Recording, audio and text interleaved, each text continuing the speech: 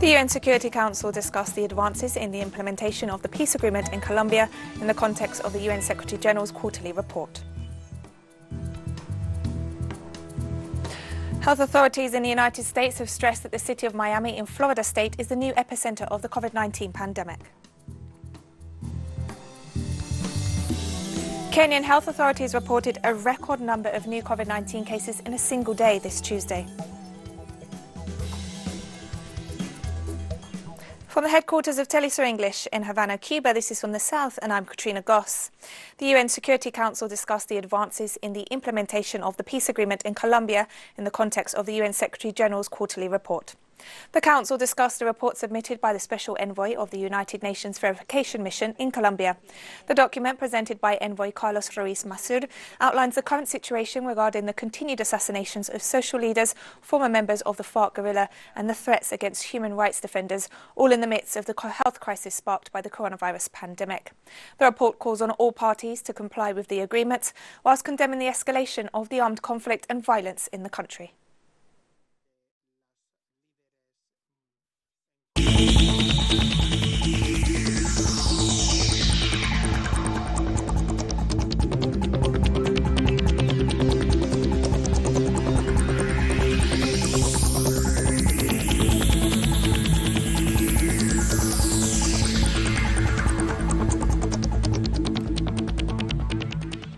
In Brazil, several political parties are demanding the impeachment of President Jair Bolsonaro as part of the so-called Windows for Democracy protest movement.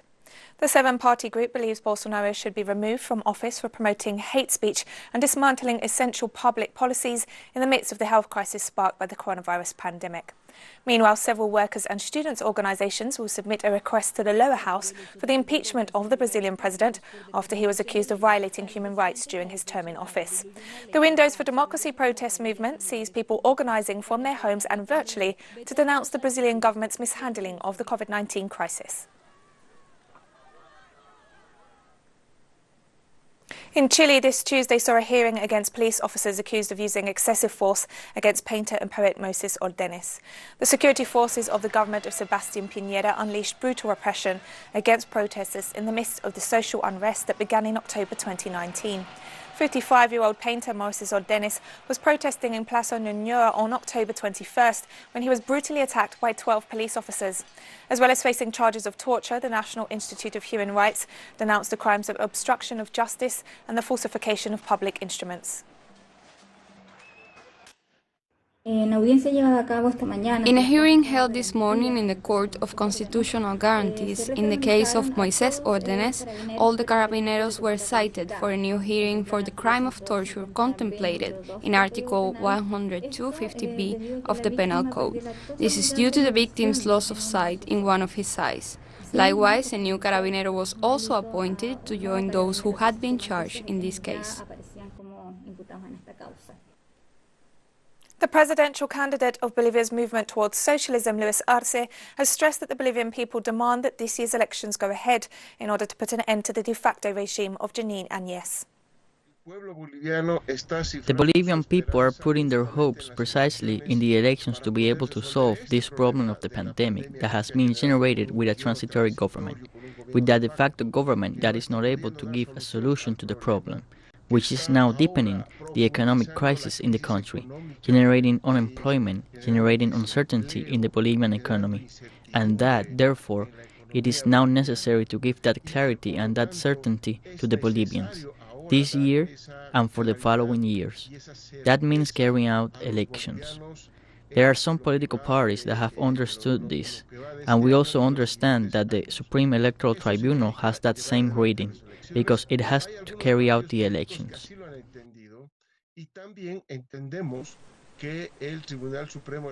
And the Bolivian politician also denounced that the right wing aims to postpone the upcoming general elections. The intention of the right wing in Bolivia is to extend the elections, to take them as far as possible from the 2020 administration, which was in the period when we Bolivians should have elections. Democracy was taken away from us in Bolivia in November last year. It has been practically 8 months of absence of democracy in Bolivia. And this is very important to mention because, for example, Mr. Quiroga is now already proposing as a strategy to kick off the elections later on. The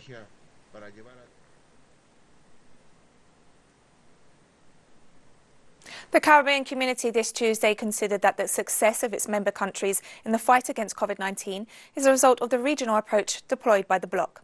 CARICOM also highlighted the swift and deliberate actions of its leadership and the guidance and support of experts from its specialised community institutions as part of this process. As of July 10th, the 15 CARICOM states and their 5 associate members had registered just over 9,000 coronavirus cases, 5,000 of which have recovered, and only 200 COVID-19 deaths from a total population of 19 million people. These figures have allowed CARICOM members to be considered among the best in the world in their response to the pandemic by several global bodies. Cuban President Miguel Díaz-Canel reiterated the country's pride over the Cuban health professionals who have helped to fight the COVID-19 pandemic in other countries. Posting on his Twitter account, the president stressed that he was proud of the heroes fighting COVID-19 with solidarity and commitment. On Monday, Díaz-Canel and Prime Minister Manuel Marrero welcomed 52 members of the Henry Reeve contingent who returned to the country after fighting the coronavirus in Andorra, Nicaragua and Antigua and Barbuda. The president described the meeting as emotional and the members of the medical brigades as worthy sons and daughters of the homeland who demonstrate the value of solidarity, squashing the attempts to discredit the international cooperation that Cuba provides. And we're taking a very short break now, so don't go away.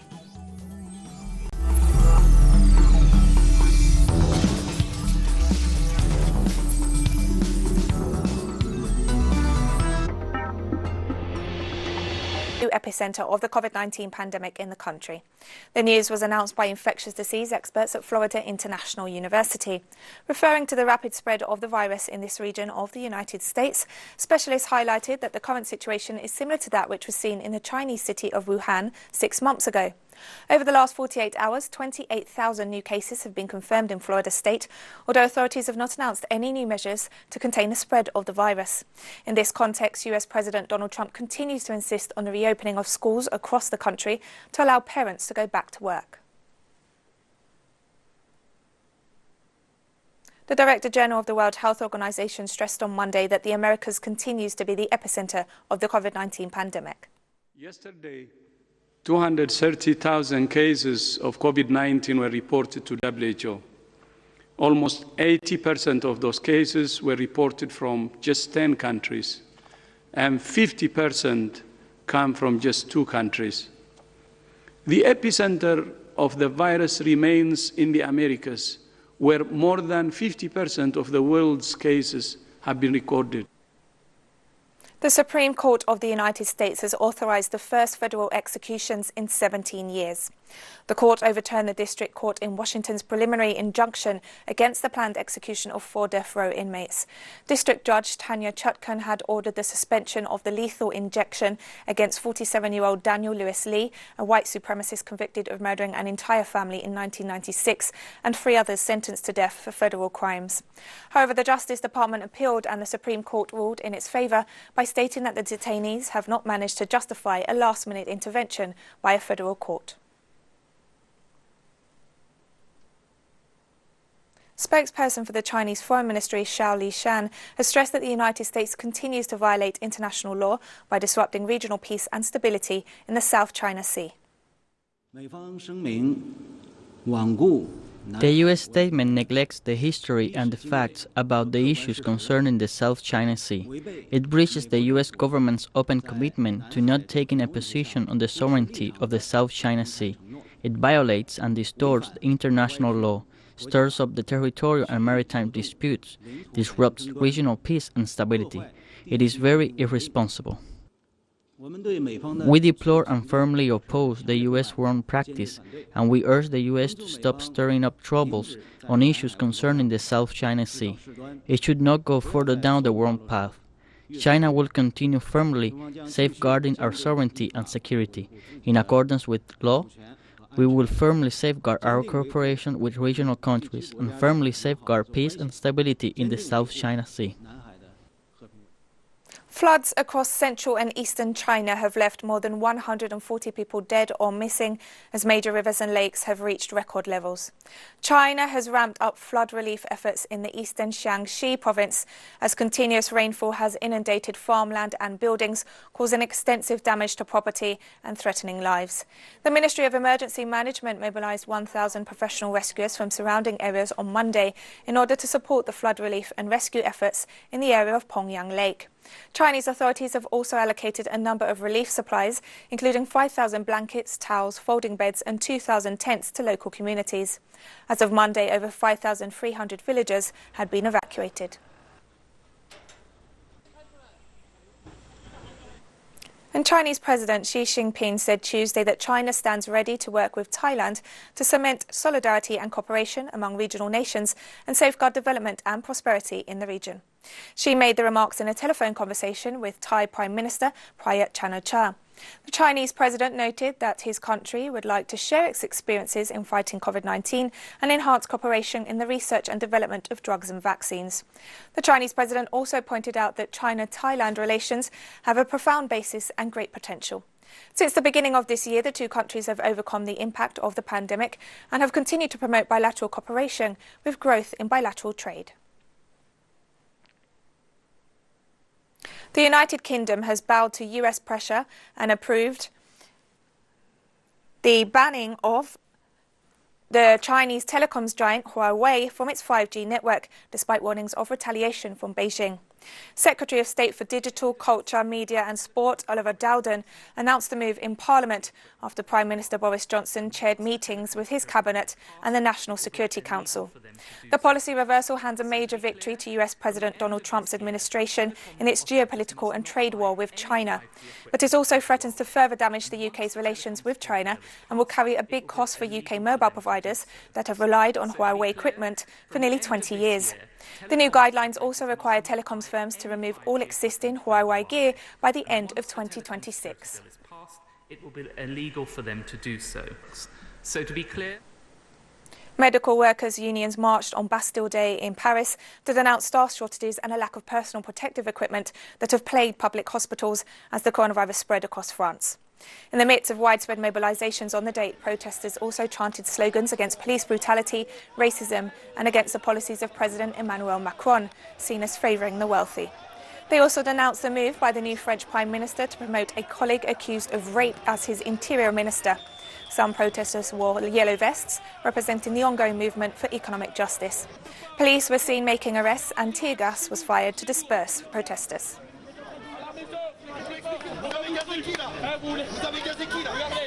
NASA's most advanced Mars rover Perseverance will be launched from Earth on July 30th. The rover has the mission of seeking out signs of ancient microbial life on what was once a river delta 3.5 billion years ago. The voyage will last 6 months. The SUV-sized vehicle will collect and store rock and soil samples to be retrieved by a future mission and brought back to Earth in 2031. Perseverance follows in the tracks of 4 rovers before it, which first launched in the late 1990s. Together with satellite and surface probes, they have transformed our understanding of Mars. Scientists will examine the samples obtained by Perseverance to look for fossilized bacteria and other microbes in order to try to confirm if alien life forms did once live on the neighbouring planet. 3 Russian and several Turkish soldiers were wounded Tuesday in Syria's Idlib province when a joint military patrol was hit by an improvised explosive device. According to local media, the device blew up at 8:50 a.m. local time as the convoy patrolled the M4 highway in the southern part of a de-escalation zone. Russia and Turkey launched the joint patrols along the M4 in March, following a ceasefire agreement aimed at stopping heavy fighting in and around Idlib province, the last major stronghold of anti-government and terrorist forces in Syria. We have more stories coming up after this final short break, so stay with us.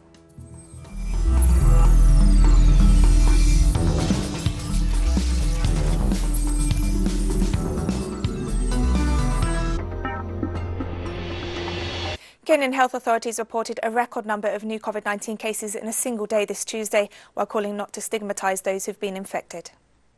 Today, 497 people have tested positive out of a sample of 4,922 samples tested within the last 24 hours. This brings our total caseload to 10,791.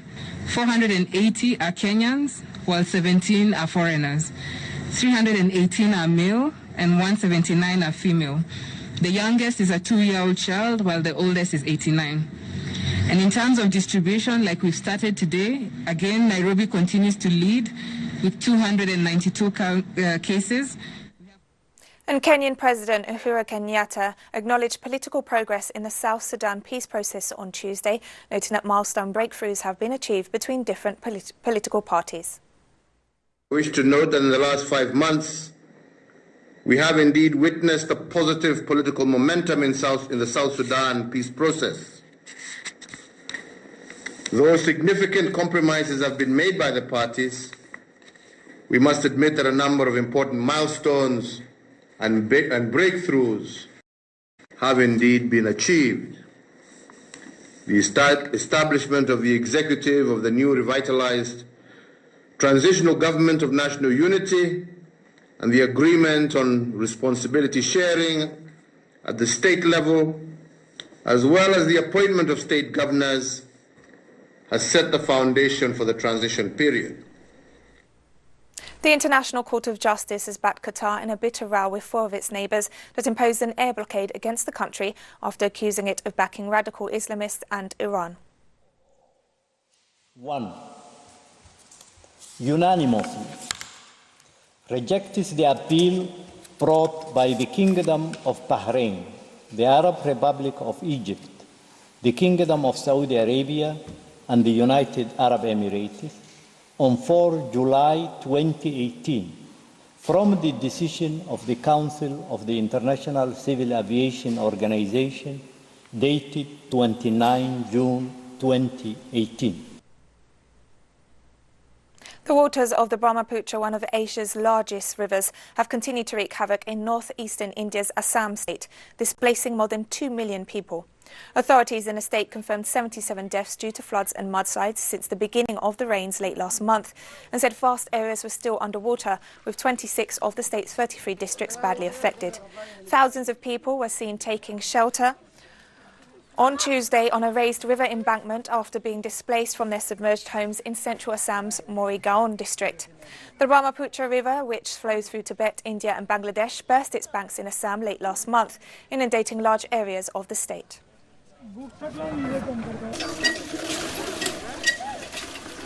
The trial of a Malian jihadist accused of demolishing shrines in Timbuktu and unleashing a reign of terror began at the International Criminal Court on Tuesday. Al-Hassan Aj Abdul Aziz has been charged with war crimes, crimes against humanity, rape and sexual slavery.